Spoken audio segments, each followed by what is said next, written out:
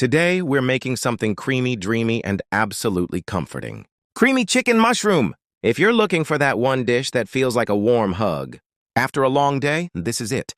Let's get started.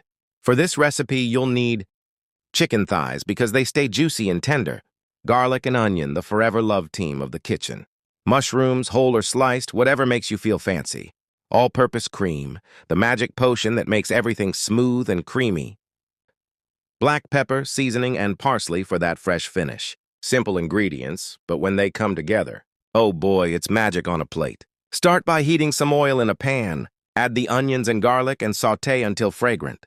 This is the part where your neighbors suddenly drop by because they smelled something good. Don't worry, we're used to it. Add your chicken thighs. Season lightly with salt and pepper. Cook until both sides are golden. Pro tip, don't rush this part. Browning the chicken gives you flavor, like life. Sometimes you gotta go through the heat before you get that golden glow.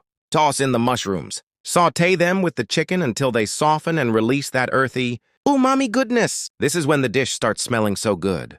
You'll want to hug the pan, but please don't, it's hot. Lower the heat and pour in the all-purpose cream.